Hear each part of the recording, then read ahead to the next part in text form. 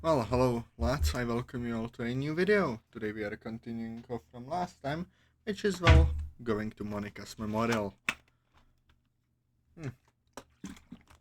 Now, I'm relatively cured of my illness, so I'll be able to speak more normally. Also, I released a new mod, which I might or may not show here. We'll see. But yeah, it's peak, some say. I would say it's something. But yeah, let's get to DDLC Within now. Second class ended a little earlier than usual, mostly to make sure all of us got to Monica's memorial. I deliberately made the choice to be the last one out. Before I left, though, my teacher asked me if I was doing okay. I knew that the rest of the school knew about me and Monica, but I didn't realize that applied to the staff too. Of course, I told them I was fine. I'm fine. That phrase has lost all meaning to me. It's nothing but a deflector at this point. I end up trailing behind the rest of my class until we reach the main hall. Stop texting me. The hall is packed. From the many faces I see in the crowd, I can spot Sayori, Natsuki, and Ryuji. Okay, give me a sec. I know, I'm professional, but I need this for a thumbnail. So, I am stealing this. Please, phone. Do not. The thing. Cause, yeah, honestly, like, it's hard to make the thumbnails, like, fun. Cause, like, I need some substance, so I don't make it total clickbait. So yeah, some thumbnails are just not good. So using this will at least, make it a bit better. I'm presuming Kotonoha and Kaho will make their appearance soon. As I'm looking around, I spot an empty spot next to Yuri. Rather sheepishly, I approach her. She glances at me but looks away just as quickly. As I sit down, Yuri's eyes lock with mine. I see a seemingly apologetic smile on her face. My eyes just fixate towards the front of the room. There, on a large screen at the front of the room, is a photo of Monika. I can feel my chest getting a little tighter just looking at her. Seeming to sense this shift, Yuri gently rests a hand on one of my wrists. I slightly wince in response, causing Yuri to look away with a more concerned expression. What is it? She goes to say something but stops herself. Presumably she was going to ask about my arms. Eventually, though, she speaks up. Are you still mad at me? About this morning. What? Harry, I wasn't mad at you. I think over what happened this morning. Is that really how I came off? I wasn't mad, I was just surprised. Ah, regardless, I'm sorry about this morning. I not wordless before speaking again. Once more, my voice is monotone. You don't have to apologize. My eyes don't leave Monica's picture. From the corner of my eye, I see Yuri look towards the picture and then back to me. She then places a hand on my knee. She speaks softly. We'll get through this together, Atazoth. You lock eyes for a moment. Before I can say anything else, though, someone at the front of the hall clears their throat over the microphone. The pair of us look forward. Looks like the memorial is starting. Several minutes drag on, each one feeling more and more like an eternity. Staff, members of the school council, and other assorted students come up to talk about Monika. Whether it was about how she was in class, how they met, or some other memory associated with her, the stories keep coming. I know their intentions are good, but the whole thing is just another painful reminder that she's gone. I keep rushing through a myriad of emotions and thoughts throughout the whole ceremony: grief, anger, guilt. There's too many to list. One thing that is a constant, though, is the undying feeling that I'm going to be sick. By some miracle, I'm able to hold back my tears. Tears I so desperately want to release. I'd have to wonder, though, in another life, if I'd been with either Yuri, Sara, or Natsuki, and they suffered the same fate, would the school care this much? Did they even care about Monika? Like, did they genuinely care? Or is this whole send off just another display of false sympathy? Like, I need to hear any more of that. They didn't know her like I did. My breathing quickens, catching the attention of some of the students near me, especially Yuri. I try to fill my head with happy thoughts to keep myself sane, but that's the issue. For every happy memory I have with her, it all keeps leading up to that day. Thankfully, it all comes to an end and I get up to leave. On the way out the hall, each student is handed a pamphlet about mental health. Well, one mostly about depression with a bunch of suicide prevention hotlines at the end of it. I appreciate the sentiment, but what Monica was going through went beyond that. Whilst everyone else heads back to whatever class they had, I decide to skip class entirely. Soon enough, I find myself at the stairwell. I cannot speak. I find myself at the stairwell that leads up to the roof. Before I can walk up, though, I hear a voice call my name. Atazoth! I turn around to see Natsuki running up towards me. She wears a look of worry. I. Let me guess, Yuri told you I seemed off and you wanted to check up on me? Yuri's taken. Yuri, fucking hell. Natsuki's taken aback by my blunt delivery. Well, yeah. I figured as much. I sit down on one of the stairs and look down at the floor. Natsuki sits down next to me. Still, I remain silent. She nudges me. Please say something. I look up to meet Natsuki's gaze. My eyes glassy, I shake my head. What's there to say, Nat? I get up, still keeping my eyes on Natsuki. I gaze up at the stairs. It's only a quick dash up to the roof. No, not now. Too public, too messy. Jesus Christ. Atazoth, please. In my days, I don't even realize that Natsuki had grabbed a hold of my blazer. Please don't. Her voice cracks. Either a coincidence or someone knows what I was thinking. I turn to face her, only for her to close her eyes tightly. Natsuki? I wasn't gonna. I go quiet. Even now I'm lying through my teeth. You're not gonna lose me, Natsuki. I hope not. Natsuki looks back at me, tears striking down her face. I've already lost one friend, Atazoth. I don't think I could handle losing another. She stifles a sob as she takes a step away. Even now in this state, I can't truthfully tell her that I'll be okay. Despite how I try to come off, I'm fully aware that I'm not okay, and the voice in my head only makes that worse. I barely make eye contact with Natsuki as I speak up again. Jesus Christ, this is so depressing. Jesus Christ. You want me to walk you to class? She nods suddenly. We didn't start walking slow, but we didn't start slowly walking together. I need a drink. Jesus Christ.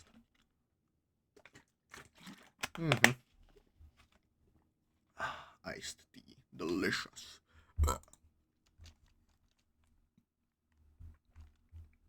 The rest of the stool. I'm sorry, lads. I haven't spoken properly in days and days due to my sickness.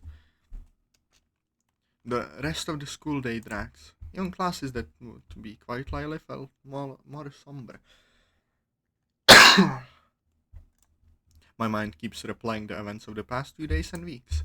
From the outside looking in, it might not seem like a lot of time has passed, but for me, it feels like a lifetime has dragged itself by.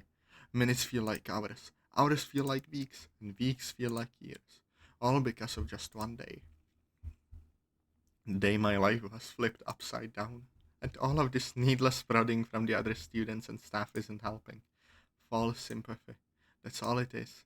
For the second time today, I'm overcome with a sense of sickness, with a deep pit in my stomach. My breathing goes deeper. My body is trembling. I start tapping my middle and index finger against the desk. I'm getting restless. I get my bag from under my desk and stand up. As I do, the rest of the class focus their attention on me. Atazoth, are you okay? I look towards the teacher, my body still shaking. Yeah, I'm just not feeling too well. I then head out the class and straight for the bathroom. Upon entering the bathroom, I immediately dart into one of the stalls and violently puke into the toilet. It reaches a point that I start to feel a cramp in my stomach. God, you really are pathetic, aren't ya? Shut it. I grumble to myself as if the voice in my head is just another person. Thank God I'm alone in here. Don't need anyone else thinking I'm crazier than they probably think I am. After a while I manage to pick myself up, but I don't move from the stall. I just stand there, wondering what to do next. I then shut the stall door and lock it. With shaking hands, I take off my blazer. I then unbutton my left sleeve cuff and roll the sleeve up, revealing the bandages. I brush my fingers up the wrap until they reach the end of where I had it cut off. I breathe through a partly open mouth. Do it. I carefully grab the edge of the wrap and let go soon after. No, I can't. Do it. No one's here to stop you. As my mind takes me on, I start to unwrap my arm. My eyes are soon reunited with the aftermath of my many restless nights. A sea of slashes, some fresh, many in various states of scabbing. It pains me to look at it. Christ, what would Monika think of this? I don't know what compels me to do so, but I ran my thumb against some of the scabs. I then dig my fingernails into one of them. I wince, now breathing through my teeth. Quit stalling. Fucking do it! The bell then suddenly rings. In my surprise, I end up yanking one of my more recent scabs clean off. Gah! I bang the back of my head against the stall wall in blind frustration. As a slight bit of blood starts to trickle from the reopened wound, I yank my sleeve down and pull my blazer back on. I then grab my bag, unlock the door, and start the journey down to the literature club. The walk to the club was a silent one, and ended up being more of what it was like this morning. Just the endless sea of eyes all watching me. Is this how it's going to be from now on? Because that's the impression I'm left with after today. And already I'm bloody sick to death of it. I open the door to an empty club room. The only other presence that greets me is the sparse sunlight peeking from the clouds and the muted pitter-patter of the rain outside. I sulk towards the desk closest to the closet and sit down. I stare blankly out of the window, silently watching the rain trickle down against the window pane. I shouldn't have come back. The only response I get is the deafening silence. If only my mind was just as quiet. I know what it's beckoning me to do. I can't give in. Not again. And though you eventually will, leave me alone. I plead with my mind to stop. My head then snaps towards the door as it opens up. It's only Uri. She seems deep in thought. When she opens her eyes, she averts her gaze just as quickly. I return to gazing out the window. The rain seems to have calmed down. I cannot speak, Jesus Christ. Seem to have calmed down for the moment, but the clouds remain. My attention is then brought back into the club. Atazoth, I beg of you, learn to speak. Back into the clubroom by sounds of Yuri's approaching footsteps. How are you, Atazoth? I shrug. Isn't the answer to that obvious enough? I'm fine, Yuri. I really am. You don't sound so confident about your answer. She averts her gaze once more as I sigh through a parted mouth, looking out the window once more. Ouch. My lips. I saw how you were doing. Atazoth, I beg of you. It's getting worse. I cannot speak. Also, why do I have 4 DMs? I'm afraid. I saw how you were during the memorial. I know it. You couldn't keep your eyes off me. Atazoth, no, don't do this. Poor Yuri. She doesn't deserve this. I'm trying to look out for you, Atazoth. I go to say something but stop myself. At least I end up snapping at her. Why am I getting like this? She's done nothing wrong. Remember what I told you this morning? We'll get through this. I know it's going to be difficult, but I promise you that we'll get through it. After she's finished, she smiles bashfully. It's a nice sentiment. But I open my mouth again. Does that V include Natsuki and Sayori? I beg of you, Atazoth, stop making it. I will kill Atazoth myself, Jesus Christ. Or does it just include us too, Yuri? She falls silent as my voice shows signs of cracking. I didn't mean to shout. You've got the wrong idea, Atazoth. Of course it includes the address. I look away from her, sighing quietly. I'll admit I was a bit hesitant to talk to you after what happened, but that was mostly because I was worried that I was partly responsible. You weren't to blame, Yuri. I'd say it was her father, but I should have done more to get her out of there when I realized what was going on. You can't blame yourself, Atazoth. You didn't know that she was going to do what she did. But I knew how her father was treating her. I could have called the police, I could have tried to have her stay at mine until we got our own place. I could have done anything, but I let her stay with him. And now, I can't even get her out of my fucking head. As I shout, my voice finally cracks. Do you even know what it's like to lose someone like that? Someone who you loved? Someone you knew was struggling, but since things were going just fine as far as you two were concerned, you didn't bother trying to help them. That's what it feels like, Iri. You don't have to live knowing your selfishness killed the one you loved. What I do, because I didn't do anything but stand there trying to make us look like the perfect couple, trying to pretend that she wasn't constantly being abused, and I was losing sleep because I was scared. In a way, it feels like I killed her, all because I was too stupid and lazy to do anything. Bloody hell, that's a tangent. My chest is frantically rising up and down and my hands are shaking. Hera looks at me in complete shock. I can't even look her in the eye, how could I after all that? Instead, I just stare towards the front of the room. I'm sorry for yelling, I'm exhausted, Yuri. It's all just so bloody exhausting. Barely holding back tears, I turn my head to face her. To my surprise, she then approaches me and crouches to my eye level. That's why I'm worried about you. I truly want to help you, Atazoth. I shake my head, my eyes not leaving hers despite my tears starting to fall. There is no point, and if you tried it wouldn't change a thing. I've already hurt everyone enough. I don't want you to waste your time and energy on me. He sighs. Can I ask you something? I shrug once again, I guess. She gently grabs a hold of my hand again. Instead of pulling away, I look back at her gentle, violet eyes. I know this might seem a tad direct, but how did it start? How did what start? The cutting, Atazoth. How did it all begin? My body freezes up. I'm not cutting. I shake my head in denial. Yuri squeezes my hand gently, calling my bluff. If it helps you to feel more comfortable, I still have some scars of my own. My expression shifts into one of disbelief. You do? She nods at my unintended admission.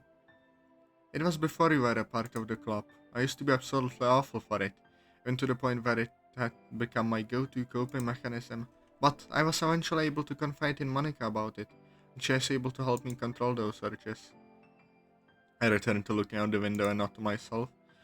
After a moment, I tilt my head and my eyes flicker back towards Siri. Who told you? I mumble under my breath. Pardon? About my arm, Siri. Who told you? My tongue gets snappy. Um, as Siri stalls, the door opens. Sari and Natsuki walk in. Sari's face dropped as soon as she saw me staring back at her. I glance back at her and she nods. I raise from my chair, causing her to look away. Sari?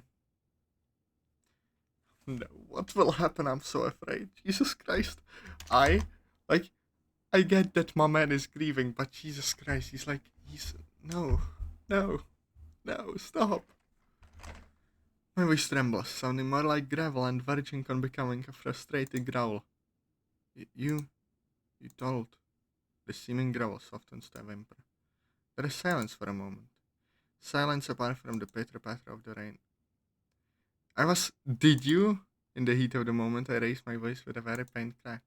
What follows is more silence. Oh, her head is cut off. She thought, no, this is going all bad. She did, yeah. She told me too.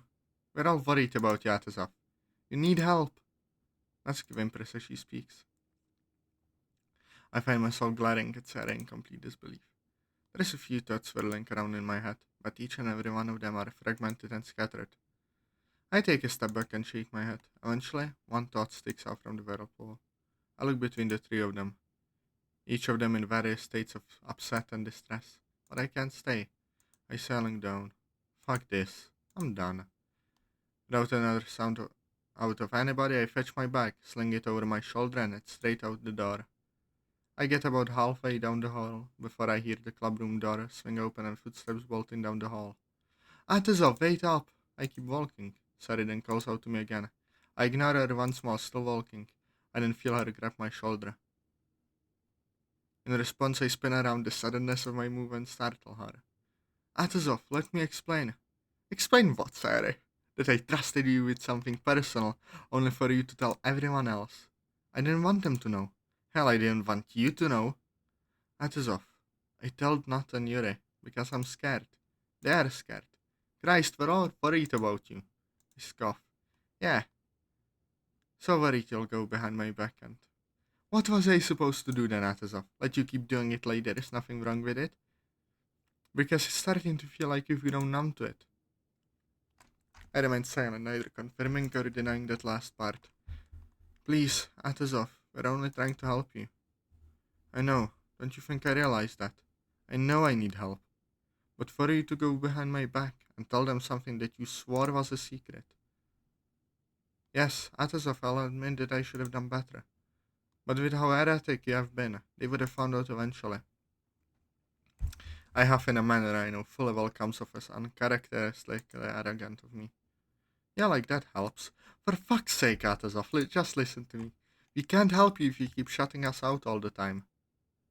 I jolt back, a bit in surprise as she yells. Sure, she has sworn before, but never with this much intensity. We'll leave the argument for next time, lads. Fuck it all, these episodes are getting fucking depressive as hell. I hope that the next mod we play is a bit happier. Cause Jesus Christ. I hope you all enjoyed. Press like, comment, subscribe, share it with your friends, and I'll see you all later. Bye bye.